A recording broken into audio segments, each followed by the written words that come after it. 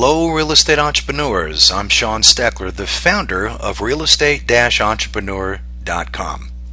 Welcome to this first video in a series of 10 on some of the incredible benefits of investing in real estate. I bet you might be wondering by now who I am, Sean Steckler, so I decided to just include a few tidbits about my story and background.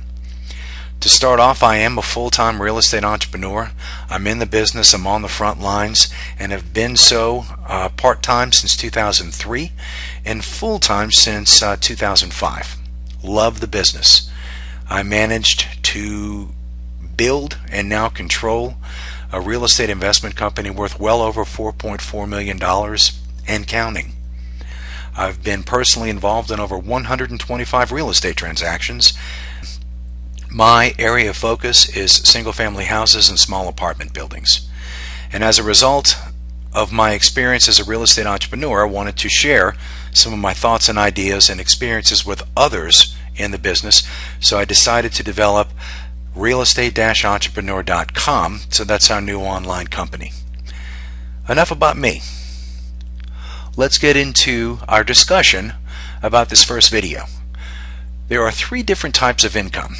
We all know these, but I'd like to go over them just to make sure that we're all on the same page. The first is earned income. Any wage or salary that is paid or earned as a result of you doing the work. Usually comes from a job. The second kind of income is portfolio income. This is income that's generated from paper assets such as stocks, bonds, and mutual funds, usually in the form of a dividend or a capital gain, which is a result of selling the stock. The third kind of income is passive income, which is the best kind of income and is the income that is generated through investment real estate, and one of the main reasons that I'm doing this video. So those are the three different types of income. The next topic I'd like to talk about is each of those three incomes is treated differently by the IRS and the federal government in terms of how the income is taxed. The first income, if you remembered, was earned income.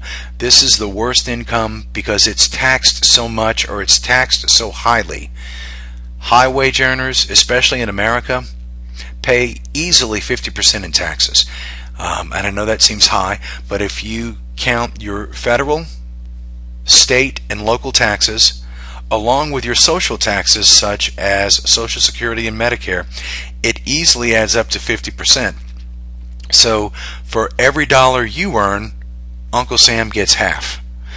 Not a real good way to go if you're thinking about building an investment company. The next income we'll talk about is portfolio income, and I know that the capital gains rate varies. I'm putting 15% here. If you buy an investment and hold it for a year and a day and then sell it, you would incur a 15% tax from the gain. Not as high as 50%, but still kind of high in my opinion.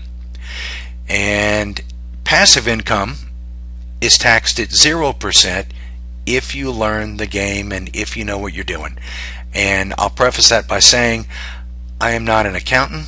I am not a CPA. Please seek sound legal and tax advice when it comes to setting up your business and structuring your affairs.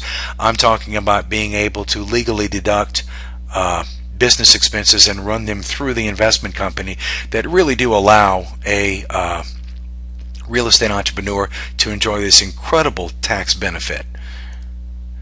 So that's how each of the incomes is treated from a tax standpoint.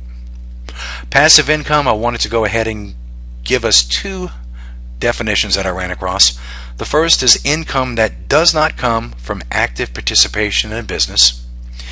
And the second definition is a special category of income derived from passive activities such as real estate, limited partnerships, and other forms of tax-advantaged investments.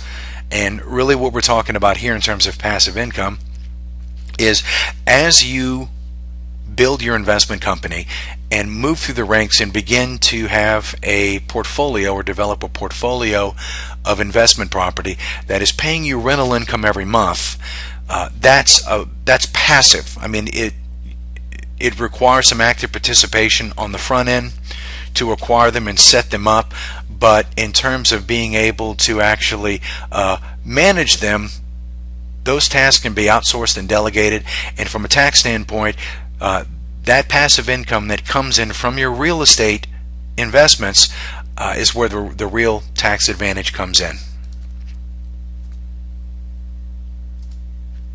Robert Kiyosaki, author of the Rich Dad Poor Dad series, has a quote that has always stuck with me, and I think you'll like it, and it's very fitting for our discussion here.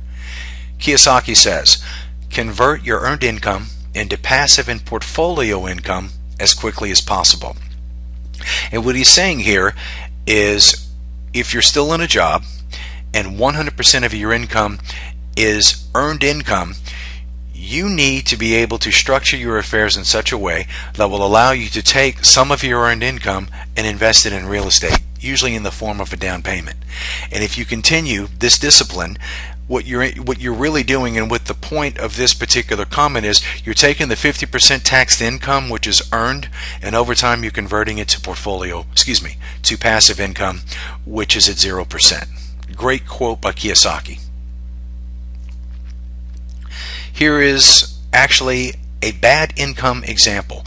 We'll just do some simple math here so that hopefully you'll be able to see, just with a couple of simple calculations, how incredibly powerful it is to be a real estate entrepreneur. Let's say that you have a job and 100% of your income comes from your job, say $1,000 a month. Before you get paid, your taxes are deducted from your paycheck. So that means that of the $1,000, you paid $500 in taxes, or 50%. After you pay your bills, if you're lucky, you should have disposable income of $100. And we all know that disposable income is income that's free from obligation and income that you can invest. So the point here in the bad income example is you're going to pay you will pay taxes on the $1,000. Let's go through an example of what it looks like for the good income, which for our discussion is passive income. You have $1,000 in rental income that comes in for the month. With the help of your trusty CPA, you were able to structure your affairs to where you were able to deduct legal business expenses of $700 for the month from the $1,000. You're left with a net income before taxes of $300. And here's the powerful point that I'd like to make from the example. You only pay taxes on $300. Let that sink in. You're not paying it on the $1,000, you're paying it on the $300. So the moral of this story is, investment real estate generates passive income that flows into your pocket every month. Passive income is the least taxed of all the incomes.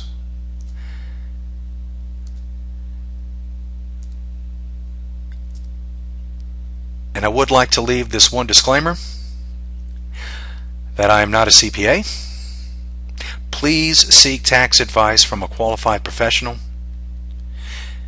And these are only ideas that I'm sharing with you. But I really thank you. This concludes the first video in our series of 10. And for now, this is Sean Steckler